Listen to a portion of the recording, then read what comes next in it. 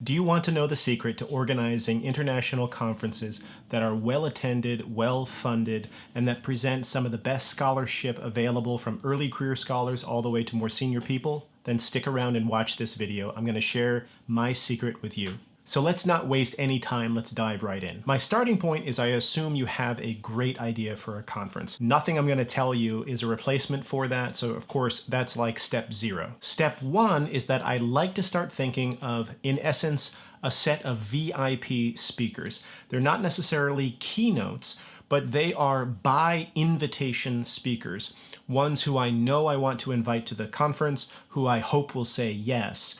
And then there is a method which follows. So let's say that you have a seed grant of $5,000, $2,000, $10,000 to start putting together a workshop or conference. Well, that's not going to get you very far, because in the era of in-person conferences, when you have airfare and hotel and honorarium and taxi and so forth, $2,000 barely gets you one speaker. $5,000 maybe gets you 2 or 3 if some are local. If anyone's international, that budget is completely blown. And so part of my method is about how one takes an initial seed fund for a conference and uses the initial steps to create such a magnetic idea, a magnetic conference, that you can roll that up into getting more funding from either outside parties or parties on campus, your campus, that may not yet be contributing to the event. So the first phase of this is that I reach out to a very small subset of my VIP wish list. Let's say that I and a collaborator, if I'm co-organizing this conference, we have identified between 5 and 10 scholars who we really, really want to come to this conference because their work is exactly attuned to what we're concerned with here. One of the benefits of having a VIP list like this, that is a by invitation list, is that you can ensure for a diversity of career stages. You can do a better job of ensuring a diversity of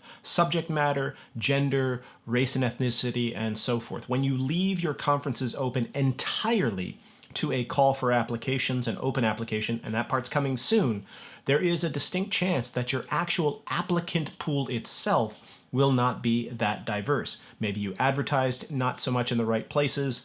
Maybe it was just systemic things that you are unaware of. But if you just leave it to a call for applications, sometimes you don't get the diversity of an applicant pool that you are hoping for. So in this first stage, let's say that you have some stellar early career scholar whose work you really admire, and then let's say you have a more senior person who is a really known figure in your field. Well, at this point, you have enough funding to bring these 2 people. And so you can safely extend an invitation to these individuals, obviously separately, in which you describe what the conference is about, the workshop, the tentative date. You want to make sure you don't give a hard and fast date yet, but you could give either the season and the year, maybe the month and the year. And what you're really doing is trying to get an expression of serious interest in participating in the conference. Now, when you write, you of course want to describe what the conference is about, but you also want to include language in your invitation which specifies, first of all, that you will provide them with airfare and hotel and food during the conference and transportation. They're going to expect that as speakers coming to a conference by invitation. But also you should include language that specifies that the scale of the conference, the scale of the workshop, is pending further funding. So pending funding or pending funding approval, this conference in a year and a half is going to go forward as is. And that's just to safeguard, and you'll see why in a little bit. So now let's say that you get a positive response from one or both of these individuals. Now here's the key next step. Once you have an expression of yes from one or both parties, you can begin to bundle that information in essence, a new round of funding applications. I don't know how you got your first seed grant for the workshop, but now you are going back out and knocking on doors again. But this time, you're not just going out there with a neat idea, well delineated. Now you have your conference and you have 1 or 2, or if you have a little bit more in seed funding, 3 or 4 VIPs, let's say. I don't know what the exact terminology would be, but these are confirmed speakers. Yes, they're saying if you get funding, pending, etc., but you can massage the language and say, they have expressed interest. If this goes forward, I have every reason to believe they will speak at this event. So now when you go back out, you can start to approach different departments and programs and institutions to seek their support for the conference. Let's say that one of your scholars is an Ottomanist or Islamic studies. It is fully reasonable then to reach out, if you have an Islamic Studies Center at Stanford, there's the Abbasi, to say, I'm thrilled to share the news that putting together this conference for 2023, spring 2023, and Professor so-and-so is a confirmed speaker. And if we're talking about a well-known figure, then your counterpart at the Center for Islamic Studies will know. And if they have the budget, they will feel almost compelled out of their own self-interest to be one of the participating organizations. It would be very strange for them to have a prominent scholar from their field, their world, and not to be in the list of thank yous in the brochure or the conference website or whatever it might be. And at that point, you can say a request, a budgetary request, maybe somewhere in the order of the amount of money that it would take to bring this scholar to your campus, or maybe 50%, like basically would you split the cost of bringing Professor so-and-so to campus. Now, technically speaking, you already have enough funding to cover that, but now you are freeing up some of your budget to be able to go back out and try to find additional by invitation scholars who you could invite. So let's say that your two initial invites, one is an Islamic studies person, religious studies, let's say that they also work on urban history. You have another person from East Asian studies, whoever it might be. And notice, one person might belong to multiple disciplines. Any discipline that person belongs to, you have every excuse now to knock on that door. And if they have the budget, they will feel inclined more than they did before to support you, because now they have a concrete plan in mind. You have a person you are bringing, a scholar you are bringing, and they are going to want to, ideally, again, if they can, budget-wise, be on the thank you list. At this point, you might be able to compile 50% more budget than you started with, 100% more budget than you started with, maybe even more than that. At that point, then you can go back to your wish list of by invitation scholars, and you could invite maybe one other person or two other people, depending upon how much your budget is increased. Now notice, we have not committed any money that isn't already committed to your project. You don't want to invite 10 people and then uninvite 5 of them when you realize that, yes, the conference going forward, but we don't have enough money to cover all. That's bad politics. That's bad work, and it's gonna burn bridges. So you don't want to do that. You only want to extend invitations that you can support in a budget way. But when you do this next round, and this can happen as fast as a week later. I mean, sometimes, again, if a department or a program has the budget to support, and I'm talking $500, $1,000, $2,000, $5,000 is kind of a little bit more on the outside fringes for many departments and programs, but let's say that there are multiple scholars now on your list who fit within that rubric. Well, they might want to be that program, that department might want to be the number one funder of this conference. So you send another round of invitations to, let's say, 2 other scholars, same email template as the 2 before, and you write, but now you can say something else. Now you can say, confirmed speakers include, and then you can include the 2 names of the people who confirmed before. That confirmed is still, to the best of your knowledge, if this conference goes forward, I have every reason to believe that they're going to say yes. And the includes is a beautiful ambiguous word which leaves it open to imagination of the reader that maybe there are more and the person isn't listing them all. And that means that now in this second round, you could in theory go after a much bigger fish and an earlier career scholar, or you could go after 2 very prominent scholars, because what you're saying is, you're not the first to say yes. You're not going to be alone. There is someone else out there who has said yes, and that kind of vouchsafes the whole enterprise. Someone else has said, okay, this is worth my time.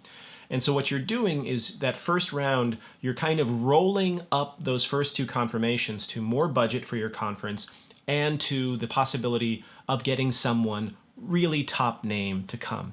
Now, I am not a big believer in packing a conference with all luminaries. I think there's, kind of a too many cooks in the kitchen, too many rock stars on stage kind of a deal. And also it's just not diverse. It's not as interesting to me as a conference or a workshop that has a spectrum of career stages. But there's no doubt that for funding and for a step that we're going to discuss in a moment, it's really useful. So let's say a big fish says yes.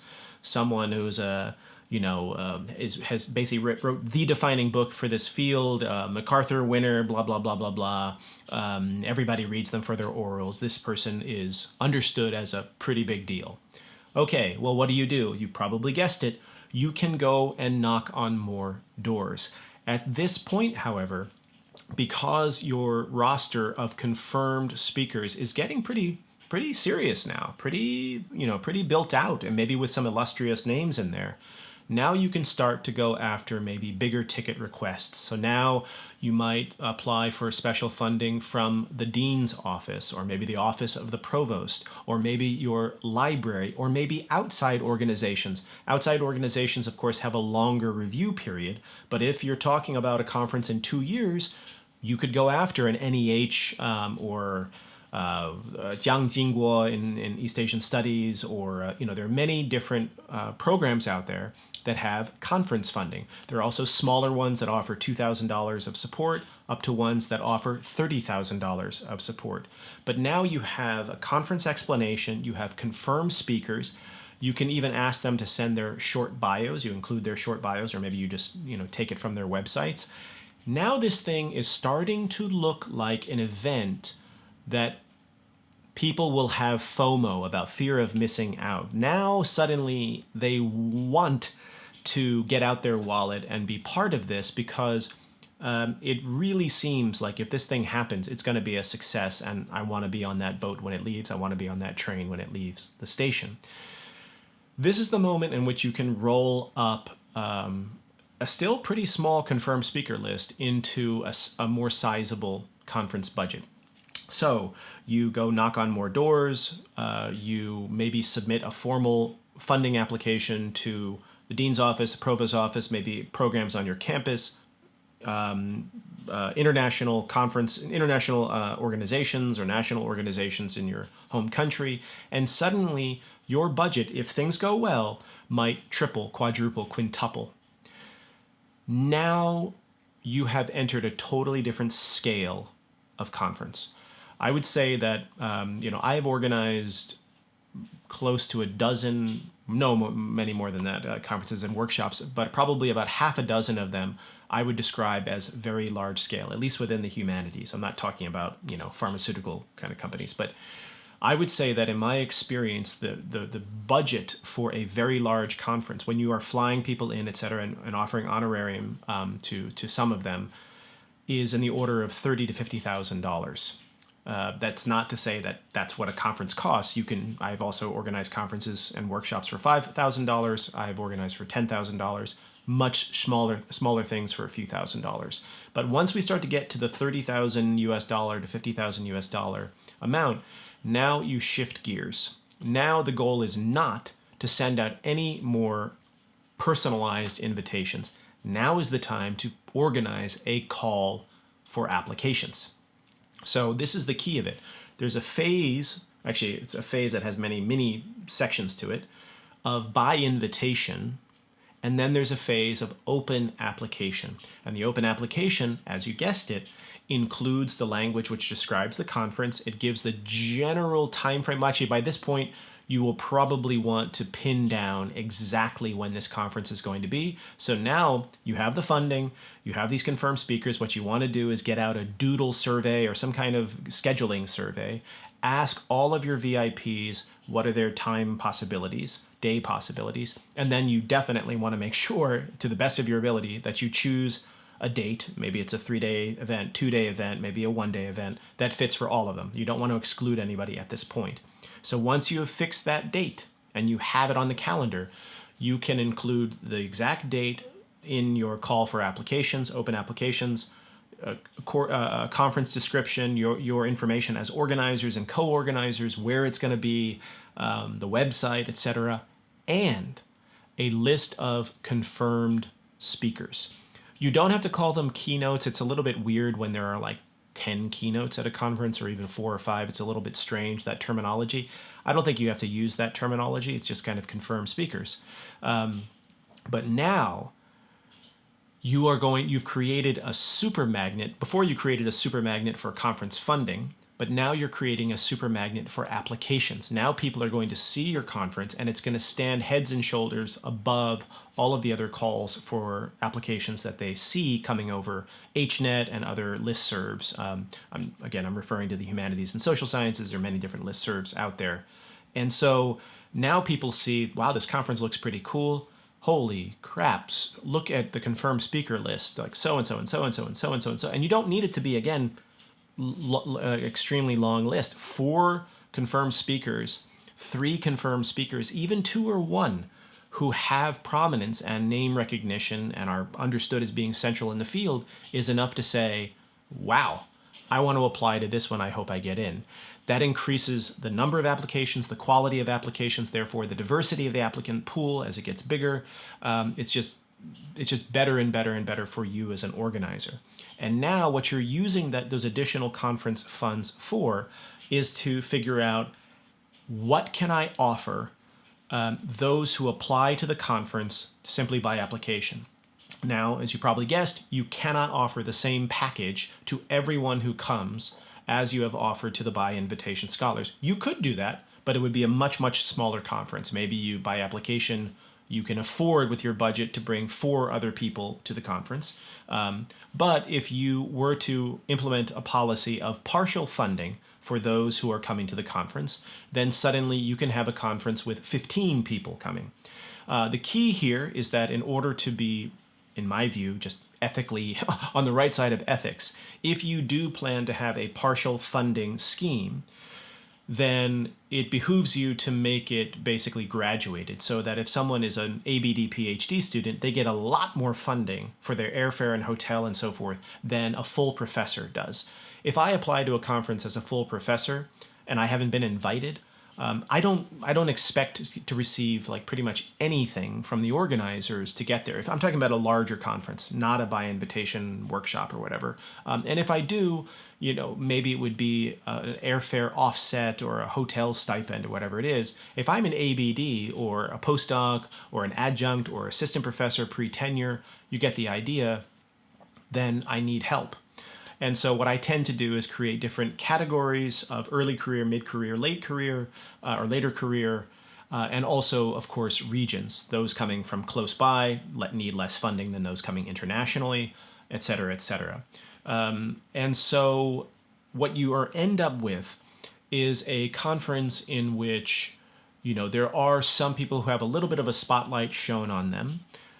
They're not necessarily keynoters, but they are confirmed. They have really turned this conference into something that people are excited about, whether applicants or funders, and then attendees. And then you have a second round in which you get an amazing pool of applicants who then you can figure out at what scale you can fund. Okay, so now you really have something. Now comes, of course, the time of putting this thing together, putting it on. I'm not going to talk about how literally I organize the conference itself. That's a subject for many videos. This is about the sort of planning phase. But the key is that everything that we have just discussed, getting that initial list of by invitation scholars, using that confirmed list to help you get more funding, which then allows you to do an open application, which allows you to get a larger scale conference. All of that will also translate into interest by conference attendees. So just people in your colleagues, your students, people from the community. That's one of the things that I'm really proud of. I know from my own conferences is my conferences tend to be, and the ones I've co-organized have tended to be attended by, over the course of a 2-day period, 500, 600 people. which again, if you're watching in the humanities, you know that that's a large number. If you're talking about like business expos, then of course it's not, but it's all relative. And that's because of the quality of the itinerary, the quality of the agenda, the quality and the excitement around the agenda. Now, what is the alternative? Why do all of this? What is the alternative? Well, the alternative, there are really two major alternatives, and to me, neither one of them really cuts the butter. The first is a totally by invitation conference or workshop. Totally by invitation conferences and workshops run a very high risk of a sort of unconscious exclusion. Who do we reach out to by invitation? We reach out to known scholars, and we reach out to people that we kind of know, and we have a tendency to reproduce our own networks. And as anyone can explain to you better than I can, that tends to reproduce things along lines of gender and race and ethnicity and institution, like where you're from. The number of secret Harvard panels one sees at conferences is amazing. Like you're at a conference and you see this panel, and technically speaking, they are assistant professors or professors at different universities, but then you look and they all went to Harvard together at the exact same time in their PhD. That to me is one of the biggest issues with totally by invitation conferences and workshops. There are ways to guard against that, definitely, but it's a very high likelihood. And it's just hard to discover new things. It's hard to discover new things when you're the one who's inviting everybody, when no one is applying, who maybe you never heard of.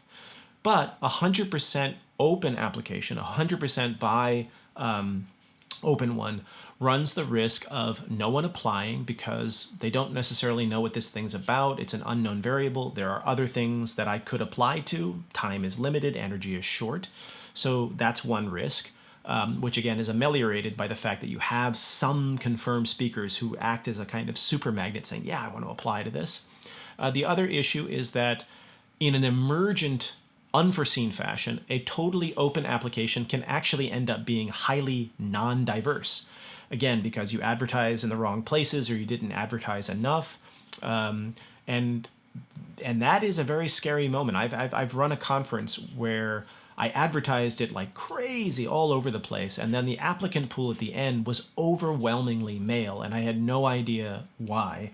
And I went back over my steps. I looked over it, and it was in essence that I had made assumptions about the diversity of the general field of scholars that just simply either wasn't true, or I hadn't taken into account a lot of issues surrounding the known sociological factors of who is more likely to think that something is relevant to them and who is less likely to think so in any way.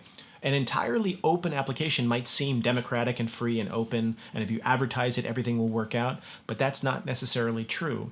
So by combining it with some by invitation, at least the by invitation allows you to really think in terms of diversity of all of those different axes that I discussed.